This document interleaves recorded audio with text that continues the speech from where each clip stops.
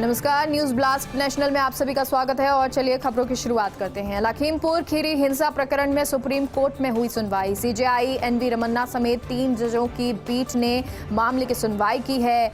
Court ने घटना को दुर्भाग्यपूर्ण बताते हुए यूपी सरकार से मांगी है स्टेटस रिपोर्ट।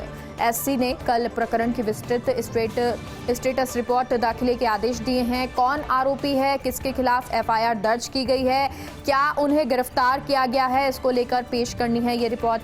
सीजेआई ने एक पीड़ित की मां के स्वास्थ्य की देखभाल के निर्देश भी दिए हैं। सीजेआई ने कहा कि शिकायत है कि आप ठीक से जांच नहीं कर रही हैं। अब लखीमपुर खीरी हिंसा प्रकरण पर कल फिर होगी सुनवाई और यूपी सरकार की ओर से एएजी गरिमा प्रसाद हुई कोर्ट में पेश। याचिकाकर्ता की ओर से एडवोकेट शिव कुमार त्रिपाठी ने पैरवी की है। तो याचिकाकर्ता की ओर से एडवोकेट शिव कुमार त्रिपाठी जिन्होंने पैरवी की है और ये पूरा मामला जिसको अब संज्ञान लिया है सीजेआई जो है, उन्होंने कई बातें की हैं। लखीमपुर खीरी हिंसा प्रकरण में सुप्रीम कोर्ट में हुई सुनवाई। सीजेआई एनवी रमन्ना समेत 3 जजों की पीठ ने मामले की सुनवाई की है। कोर्ट ने घटना को दुर्भाग्यपूर्ण बताते हुए यूपी सरकार से स्टेटस रिपोर्ट मांगी। सुप्रीम कोर्ट ने कल प्रकरण की विस्तृत स्टेटस रिपोर्ट दाखिले के आदेश दिए हैं और कहा है कौन आरोपी है, किसके खिलाफ एफआईआर दर्ज की गई है, क्या उन्हें गिरफ्तार किया गया है, इसको लेकर पेश करनी है रिपोर्ट। सीजेआई ने एक पीड़ित की मां के स्वास्थ्य की देखभाल के भी निर्देश दिए हैं। सीजेआई ने कहा कि शिकायत है कि आप ठीक से जांच नहीं कर रही हैं। अब लखीमपुर खीरी हिंसा प्रकरण पर कल फिर सुनवाई होगी। यूपी सरकार की ओर से एएजी गरिमा प्रसाद कोर्ट में पेश हुई। याचिकाकर्ता की ओर से एडवोकेट शिव कुमार त्रिपाठी ने पैरवी की है। आखिर क्या है अजय मिश्रा टेनी का बैकग्राउंड? अब आपको बताते हैं कि अजय मिश्रा टेनी का बैकग्राउंड क्या है। केंद्रीय मंत्री अजय मिश्रा के बेटे आशीष पर हैं किसानों को कुचलने के आरोप।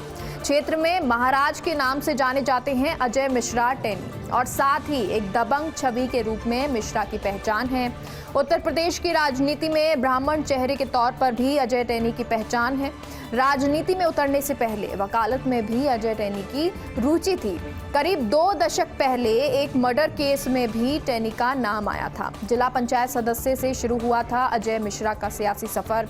2009 में अजय टेनी ने जीता था जिला पंचायत सदस्य का चुनाव और 2012 में निघासन सीट से विधानसभा चुनाव जीता था और इसके बाद 2019 में लखीमपुर खीरी से लोकसभा चुनाव जीता था। 2017 विधानसभा चुनाव में अजय ने की थी बेटे के लिए टिकट की मांग, लेकिन पार्टी ने ये मांग नहीं मानी थी। तब अजय मिश्रा की बात नहीं मानी गई थी और ऐसे में आगामी विधानसभा चुनाव में मिश्रा कर रहे थे बेटे आशीष को टिकट दिलाने का पूरा प्रयास। अलबत्ता इन दिनों यूपी में बदल रहे हैं सियासी समीकरण और ब्राह्मण चेहरे के तौर पर जितिन प्रसाद को किया जा सकता है प्रोजेक्ट और ऐसा हो सकता है कि ब्राह्मण चेहरे के तौर पर जितिन प्रसाद को प्रोजेक्ट किया जाए वहां पर, क्योंकि बहुत सारे समीकरण जो हैं यूपी में बदल रहे हैं। लेकिन आपको अजय मिश्रा टेनी का बैकग्राउंड बता रहे हैं। केंद्रीय मंत्री अजय मिश्रा के बेटे आशीष पर किसानों को कुचलने का आरोप है।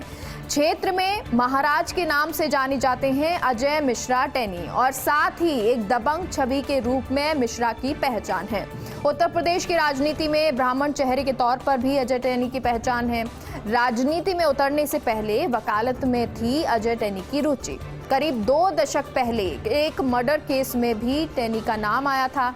जिला पंचायत सदस्य से शुरू हुआ था अजय मिश्रा का सियासी सफर और 2009 में अजय टेनी ने जीता था जिला पंचायत सदस्य का चुनाव और 2012 में निघासन सीट से विधानसभा चुनाव जीता था और इसके बाद 2019 में लखीमपुर खीरी से लोकसभा चुनाव जीता।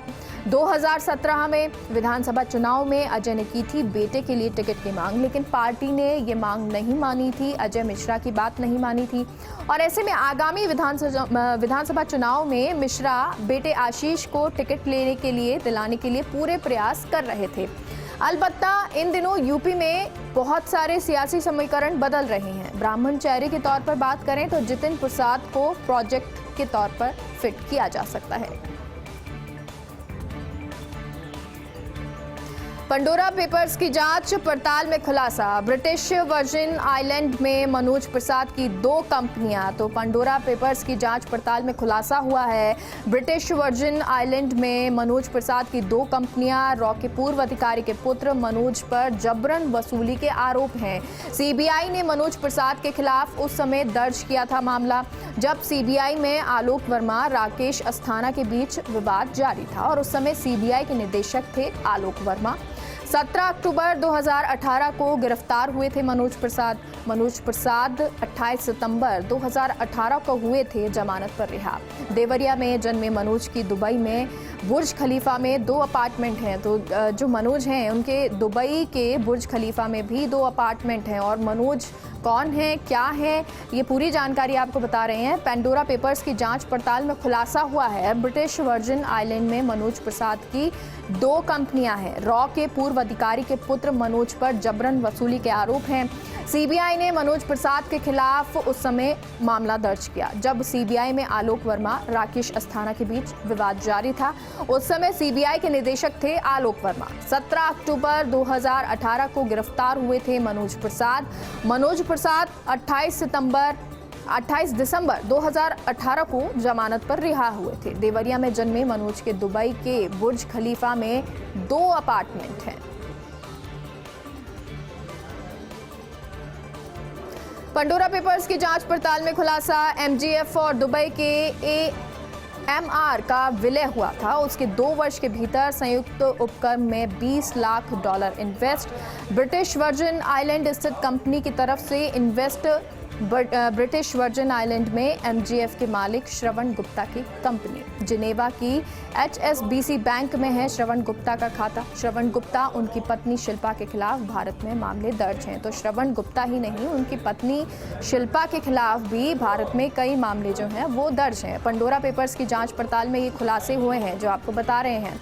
एमजीएफ और दुबई की एमआर का विलय हुआ था और उसके 2 वर्ष के भीतर संयुक्त उपक्रम में $20 लाख इन्वेस्ट हुए। ब्रिटिश वर्जिन आइलैंड स्थित कंपनी की तरफ से इन्वेस्ट। ब्रिटिश वर्जिन आइलैंड में एमजीएफ के मालिक श्रवण गुप्ता की कंपनी है। जिनेवा की HSBC बैंक में श्रवण गुप्ता का खाता है। श्रवण गुप्ता, उनकी पत्नी शिल्पा के खिलाफ भारत में मामले दर्ज हैं। तो पंडोरा पेपर्स की जांच पड़ताल में जो खुलासे हुए हैं वो आपको बता रहे हैं। और एक और खुलासा, हरीश साल्वे ने लंदन में प्रॉपर्टी लेने के लिए खरीदी थी कंपनी। देश के सॉलिसिटर जनरल रह चुके हैं हरीश साल्वे।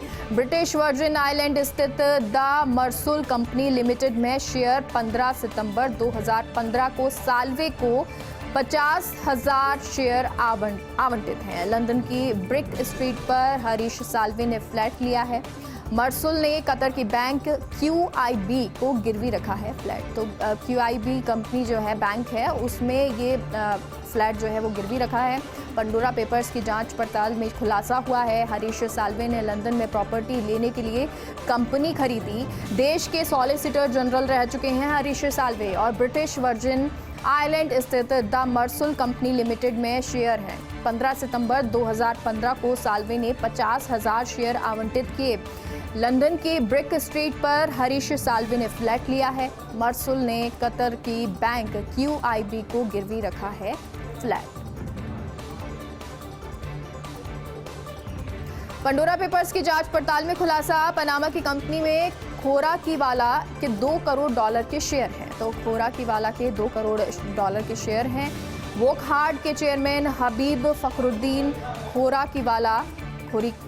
खोराकीवाला ने पनामा में बनाई कंपनी बेरी मिल इन्वेस्टमेंट। 2011 में बनी कंपनी में भागीदार परिवार के 11 सदस्य।